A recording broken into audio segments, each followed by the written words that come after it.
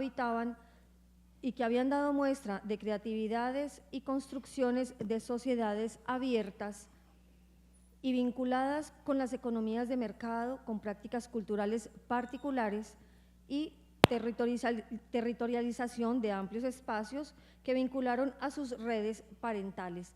La novela María es un claro ejemplo de esto.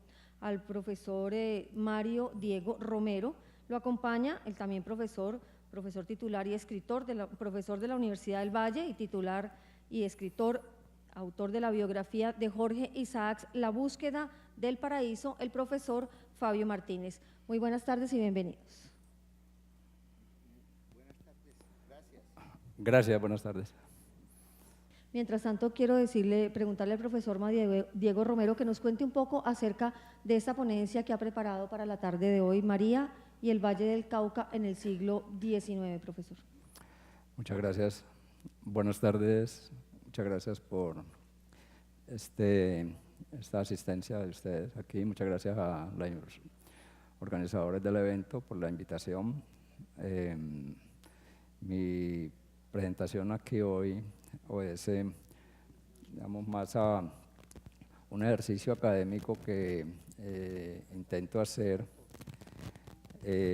abordando una relación entre procesos sociales de las poblaciones esclavizadas y campesinas de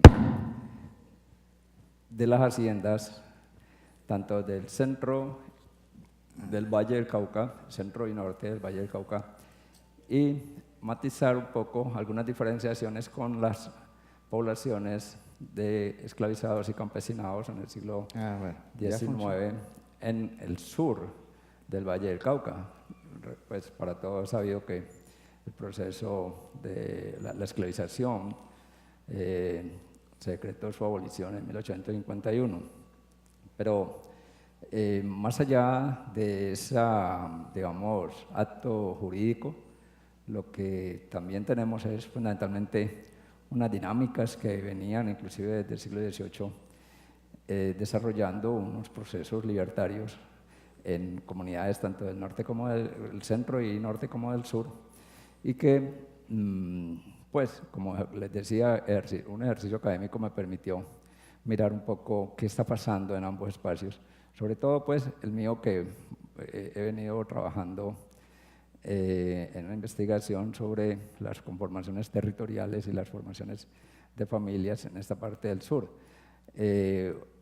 Obviamente, otros colegas se han ocupado de una manera mucho más fuerte para el caso del centro, voy a referirme al caso de Eduardo Mejía, por ejemplo, y la misma obra de Jorge Isaacs, que su componente narrativo está fundamentalmente referido a ese espacio del centro del Valle del Cauca. Un poco en ese sentido es que quiero presentar un poco este ejercicio académico, matizando algunas diferenciaciones que hay en estos dos espacios tan importantes, aunque también obviamente van a haber elementos comunes entre ellas. Mario Diego, cuéntanos un poco cómo era el territorio, cómo era la geografía de ese Cauca, ¿no? o de ese espacio que estaba circunscrito en el Estado soberano del Cauca, porque en la época de Jorge Isaac aún no se habían creado los departamentos. ¿Cómo era ese territorio, ¿no? Y cómo era su geografía en ese sentido. Empecemos pues por eso. Bien, muchas gracias. Bueno, el espacio, digamos, ecosistémico del Valle del Cauca tiene una unidad muy importante, es similar, un valle caliente, digamos, boscoso. Los viajeros lo refirieron en sus narrativas, en sus descripciones que hicieron en su paso por el Valle del Cauca para la época, hacia mediados del siglo XIX, como un territorio con complicaciones en las comunicaciones por lo inundable que tenían unos espacios que el mismo río Cauca formaba unas madreviejas, unos espacios de desbordamiento del río que hasta hace pocos años pues nosotros hemos presenciado, no es digamos raro para nosotros. Es importante sí considerar que este Valle del Cauca, por supuesto, tenía una comunicación fluida entre Popayán y el norte, Cartago, ¿sí? O si quisiéramos más acá entre Santander de Quilichao y Cartago, que es todo el recorrido que hace, digamos, de sur a norte del Valle del Cauca. Con lo que los historiadores un poco han, digamos, descrito como dos bandas que existen al lado y lado del río Cauca, con características geográficas, sí, un poco diversas. Esta banda izquierda del río Cauca, mucho más estrecha, cercana a la cordillera occidental, hasta prácticamente su parte norte, donde digamos se encañona en la zona de la Virginia, al norte de Cartago, y la parte de la margen derecha, que es una zona mucho más extensa, que recibe todo digamos, todas estas inundaciones del río Cauca. Pero mira, Fabio, que en medio de ello también hay unas situaciones que, para el efecto de mi ejercicio que quise hacer, en esa diferenciación del centro con el norte, más allá de la diferenciación de las dos bandas, es decir, la izquierda y la derecha, también quise mirar unas diferenciaciones en términos ya sociales y políticos de la época, entre lo que es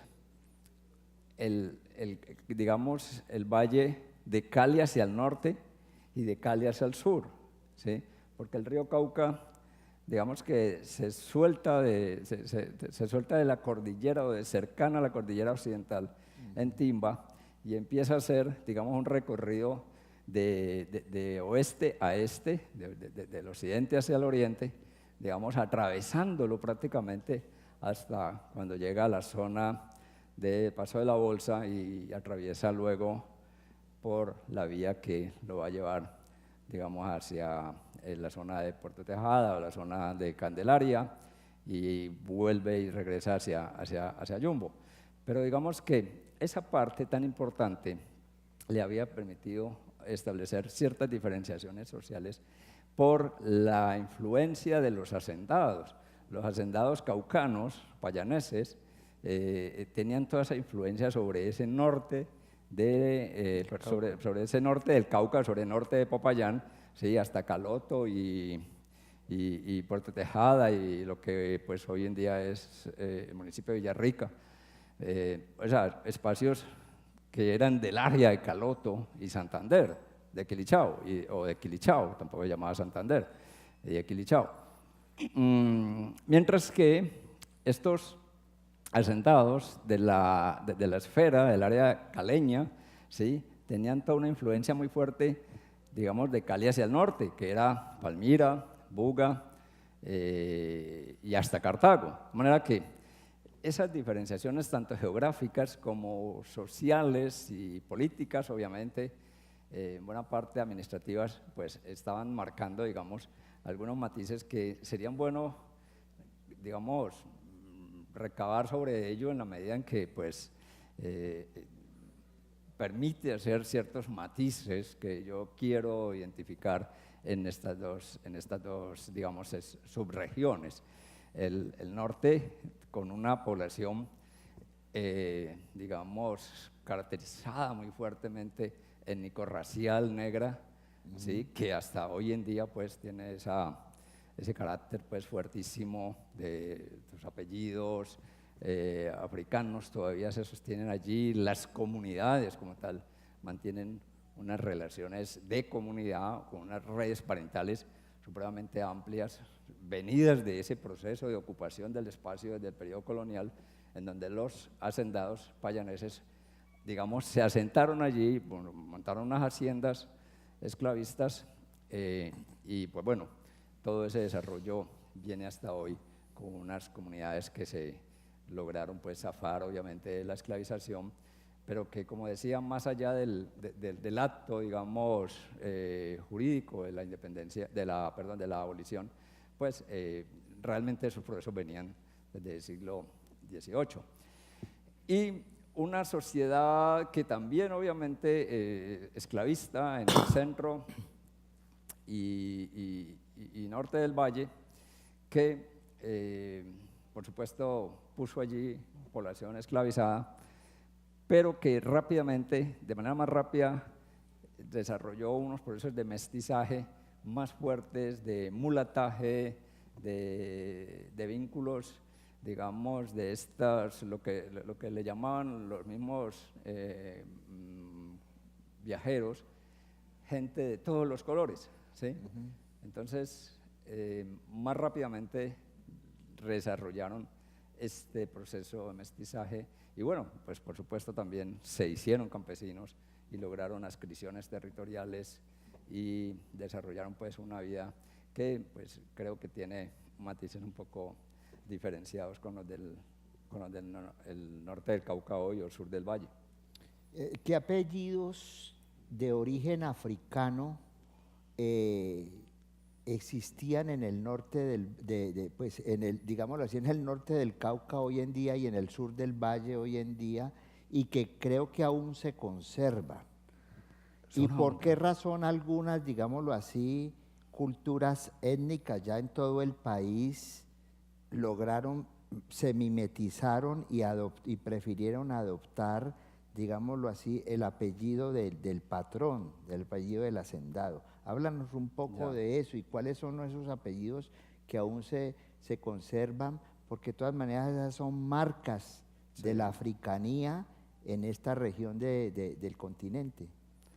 Pues, Fabio, tienes razón, ahí son abundantes y eso, como tú dices, marca esos elementos, digamos, de procedencia africana de manera muy fuerte por varias situaciones, ¿sí? Que quisiéramos también ahondar en ello en algún momento, porque hasta dónde esa retención de esos apellidos puede ser un elemento consciente, digamos, de las sociedades que identitariamente les permite mantenerse, digamos, definidas como poblaciones negras o descendientes de, ¿cierto? Y cómo podríamos decir que otros se pudieran haberse mimetizado. Yo todavía no me atrevería a decirlo de manera tajante que haya ocurrido, digamos, conscientemente un despojo del apellido en procura de mantener pues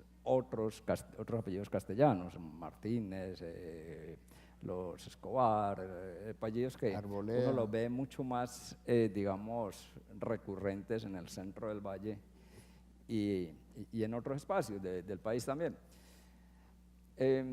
Digo abundantes y en un libro que publicamos Fernando Muñoz y mi persona hace poco, presentado en la Feria del Libro de Cali hace una semana, mostramos ahí la carátula, nos hacían una gráfica de una mujer en donde el entorno, digamos, el contorno del dibujo estaba lleno de apellidos, eran apellidos de la zona del norte del Cauca. Entonces son muchos, ¿no? Bueno, no los nombraremos todos, pero me llama mucho la atención que al lado de los Carabalí, Biafara, Loango, Coró, etcétera, tantos, pero son muchos, encontramos un apellido muy significativo que es un malungo. Y tú sabes, Fabio, que es la pista sobre el término malungo, que que ha venido, digamos, sobre ello trabajando Jaron Branch para significar ese concepto de amistad africano que se vino con el término malungaje y que lo encontró en el Caribe, que lo encontró en Brasil, que lo encontró en muchos lugares de América. Pues en el norte del Cauca está. Me pareció un hallazgo muy importante que exista todavía, o que por lo menos en el siglo XIX lo encontramos allí todavía muy vivo, digamos, y que no sabemos, o por lo menos Branch lo plantea más que referido a un lugar de procedencia como podría ser los Carabalí o los Biafara o los Ocoró, etcétera, era un concepto, ¿sí? Y como un concepto, el de Malungo, se había mantenido en un apellido, se había trasladado para poderlo conservar en un apellido, me parecía muy interesante.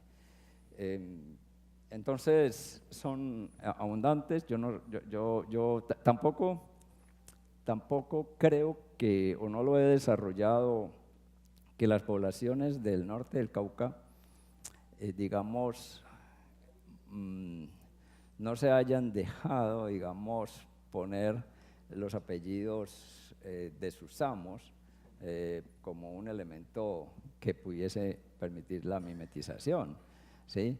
Es decir, están ahí.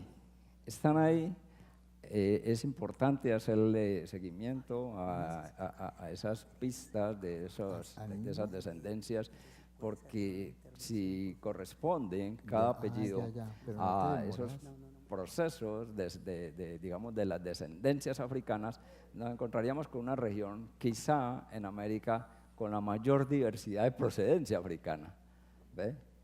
Porque son abundantes, ¿sí?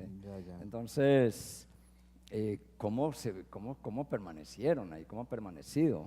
¿Cómo llegaron?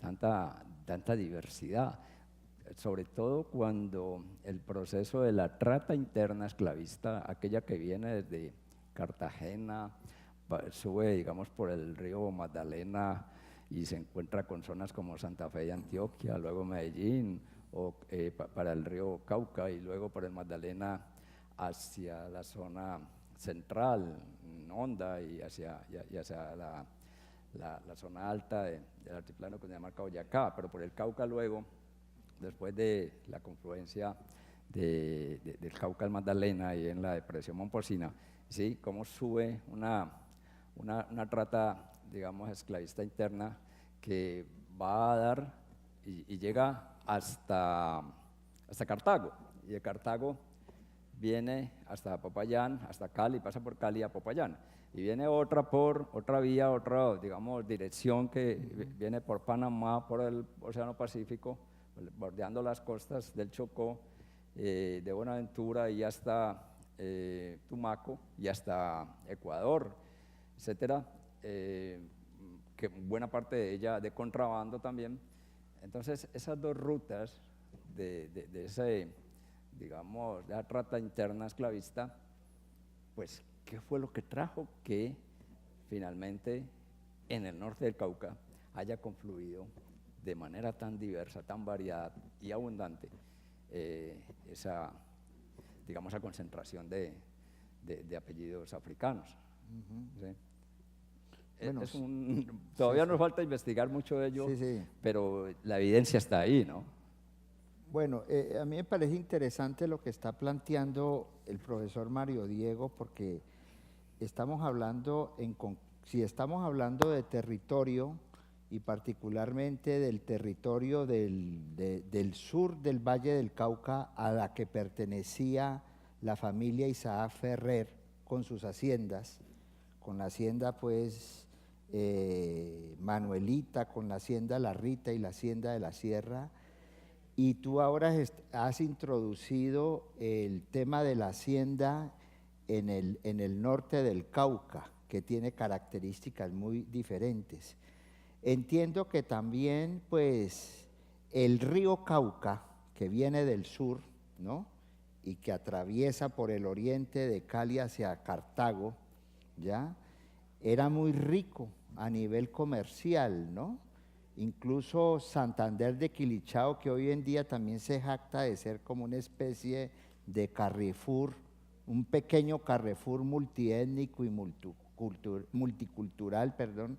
O sea, por allí transitaban todas las todos los productos agrícolas que venían del sur, ¿no? Y que llegaban aquí a Puerto Mayarino, o lo que se llama Juanchito, y se embarcaban hacia el norte hasta el interior del país, ¿no? Luego después eso se resolvió con el tema del ferrocarril del Pacífico. Entonces, esa arteria fluvial fue muy importante, y Santander de Quilichao, digámoslo así, históricamente ha sido muy importante en ese sentido, y hoy en día, pues, digámoslo así, debido a los fenómenos de violencia, de la violencia contemporánea que vivimos, sigue siendo un pueblo con bastante movimiento. Me gustaría preguntarte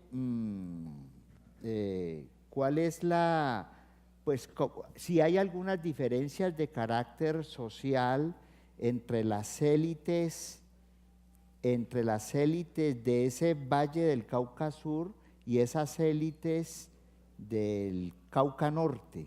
Ya. Si hay algunos rasgos, digámoslo así, que por supuesto que todos estaban unidos alrededor del régimen económico, que era un régimen esclavista, Sí.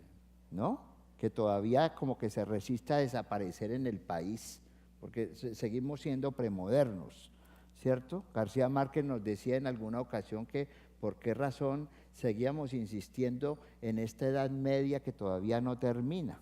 O sea, somos híbridos. Entonces, a mí sí me gustaría, por ejemplo, que nos explicaras, porque tú allí en tu ponencia hablas de la hacienda del Jaspio, ¿no? Japio. Y hablas de algunos hacendados, ¿no? Pues no solamente como los Isaac, sino también como los Martínez Cabal, como los Palao, ¿no? Como los Mayarino, que son nombres que todavía siguen, ¿no? Estando, digámoslo así, todavía tienen una presencia a nivel regional fuerte y a nivel nacional también. Y esas élites, por ejemplo, como los Arboleda del Cauca, ¿no? Que incluso tuvieron una intervención muy importante en los procesos de independencia del país. O sea, si hay alguna diferencia entre un hacendado, ¿no? Nacido pues entre Palmira y Cerrito, y un hacendado nacido en el norte del Cauca. Ya. Sí, creo que en medio de todo este valle se lo reparten hacendados del Cauca y hacendados de estirpe caleña, digamos, y de Buga y la zona de Cartago, ¿sí? La parte norte del valle y la parte sur del valle. Pues, claro, hay unas diferencias importantes que hacen precisamente que los comportamientos y las situaciones, digamos, sociales de cada subregión tengan características y personalidades muy propias, dependiendo de otras cosas también, pero sobre todo de ese carácter hacendatario, digamos, payanés, y del carácter hacendatario de los caleños, que por supuesto también hay otras cosas que los unen, ¿sí? Pues hemos dicho, son esclavistas y tienen, digamos, una base, digamos, social de trabajadores en sus haciendas que les permite vincularse a unos mercados regionales y a una producción minera, inclusive en el caso del Chocó, por parte principalmente de estos hacendados de Cali, Buga, Cartago, y los hacendados del valle de Popayán, que les permite, con esa base social esclavizada que tienen, vincularse de una manera muy fuerte a la zona del Pacífico centro y sur, ¿sí? Tanto desde Buenaventura, o El Raposo, Naya, Guapi, Escuandé, y que los vincula muy fuerte. Entonces, esos elementos pues los van a hacer también de alguna manera diferenciados, ¿sí? Tanto en el valle, digamos, tanto ocurren algunas diferenciaciones que, por ejemplo, resuelven estos hacendados caleños de la zona central y norte y de Buga, resuelven, digamos, de una manera mucho más efectiva en términos de sus necesidades, de sus dinámicas, de sus intereses, digamos, la vinculación de trabajadores esclavizados a sus haciendas en condiciones, digamos, de peones y de trabajadores agrarios, pero también porque la presión de esos trabajadores y esos esclavizados ha roto, digamos, con esa esclavización. Y también existen otros elementos que notaba antes, que es el mestizaje tan fuerte y tan más rápido que se da. Estos hacendados payaneses lo hacen, digamos que ocurre desde su perspectiva mucho más lenta, ¿sí? Y mucho más aferrados a esa estructura esclavista en la medida en que puedan sostener esas haciendas con una fuerza laboral esclavizada, además que necesitan para estar relacionándola o vinculándola a las explotaciones mineras del Pacífico. Pero bueno, las dinámicas importantes, más fuertes, que habría que reconocer son las de las poblaciones. Ambas poblaciones están rompiendo con esa estructura esclavista, ¿sí? Pienso que las poblaciones del sur del valle lo están haciendo de una manera más, digamos, comunitaria. Se están sosteniendo sobre unas bases comunitarias, digamos, conectadas por unas parentelas que tienen regadas en toda la región, ¿sí? Con unas adscripciones territoriales como comunidades. Hay casos, por ejemplo, de Dominguillo, pegado allí de Quilichao, al norte de Quilichao, en donde la población compra su territorio, el territorio, que son minas y pues espacios agrícolas, lo compran de manera comunitaria. Son unos comuneros que reúnen un dinero, que reúnen oro y le dicen al hacendado: le compramos nuestra libertad, le compramos el territorio, le compramos las minas. Entonces, esas características comunitarias lograron tener, digamos, un carácter mucho más fuerte de la comunidad como tal. Mientras que en el centro las sociedades se fueron, digamos, no disolviendo exactamente, pero sí hubo una mayor disgregación del campesinado a unidades, digamos, familiares, digamos, más separadas, digamos, menos en esos contextos comunitarios fuertísimos que uno ve en el caso del sur del valle. Ese carácter, digamos, muy dinámico de estas comunidades del sur del valle, digamos que afectaron fuertemente la capacidad de control social de los hacendados payaneses. Estos hacendados payaneses casi que ya no podían controlar a estas comunidades y finalmente terminaron prácticamente vendiendo muchas de sus haciendas a los hacendados del valle, con fuerza laboral incluida, ¿sí? Es decir, les decíamos, vendemos haciendas y se las vendemos con trabajadores allí, trabajadores que muchos de ellos, digamos que habían salido de esos procesos de terraje y de la esclavización misma, y muchos de ellos no tenían, digamos, títulos, no tenían escrituras, tenían posesiones, y entra un hacendado del valle a ocupar esos territorios, desalojando población que no tuviera títulos, pero que legítimamente se habían establecido allí y habían comprado derechos de posesión. Pues ya ves esa arremetida de estos hacendados del valle. Inclusive yo creo que podría leerte unos datos claro. De las documentaciones de archivo que muestran estos temores y estas, digamos, condiciones en las que los hacendados payaneses inclusive tienen prácticamente que hacer retirada del espacio ante esta fortaleza, digamos, este fortalecimiento de las sociedades campesinas del norte. Le decía uno de los hacendados payaneses, decía algo que me parece, voy a buscarlo aquí en este texto, que como no lo presento, digamos, como una lectura ordenada de mi ponencia, ¿sí?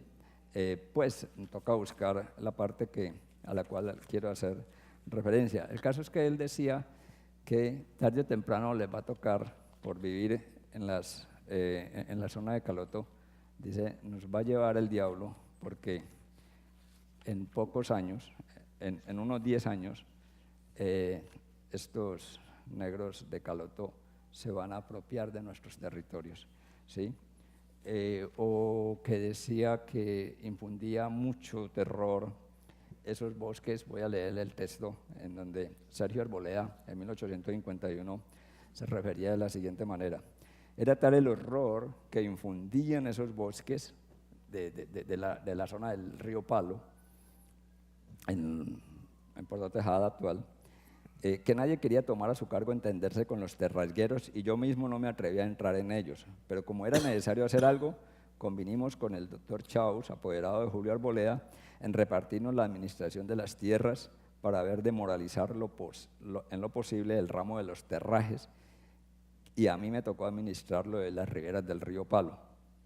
Bueno, eso eran los temores y los miedos que tenían estos hacendados, que por supuesto es posible que para el centro y norte del valle pudiesen estar ocurriendo, pero no con tanta, digamos, la característica no era tanto porque hubiesen realmente enfrentados a comunidades, digamos, emparentadas en todo el norte o el centro del valle en procura de estas adscripciones territoriales. Por supuesto,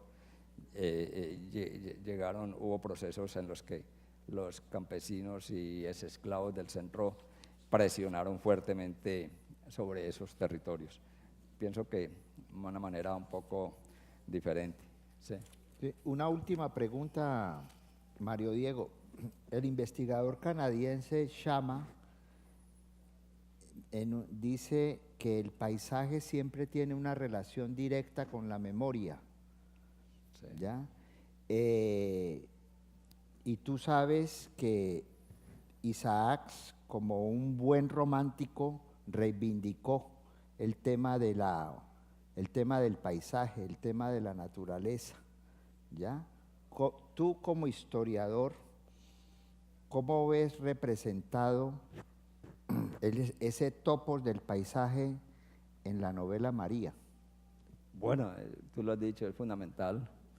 Siempre hay una recurrencia a ese espacio.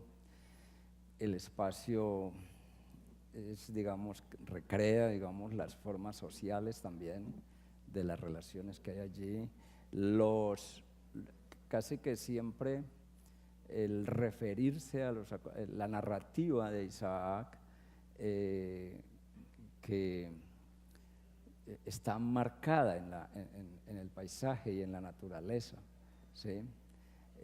La descripción minuciosa de los accidentes geográficos, del río, del espacio, de la visión del valle desde el espacio de la hacienda, de donde, digamos, se narran los acontecimientos de la Hacienda del Paraíso, desde donde se puede percibir a una sociedad trabajadora por el vínculo en sus actividades en el cultivo de la caña.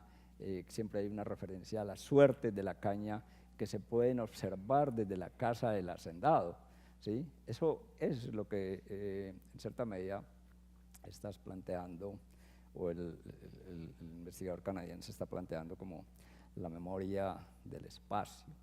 Es el elemento que va a hilar en buena medida toda la narrativa de Isaac.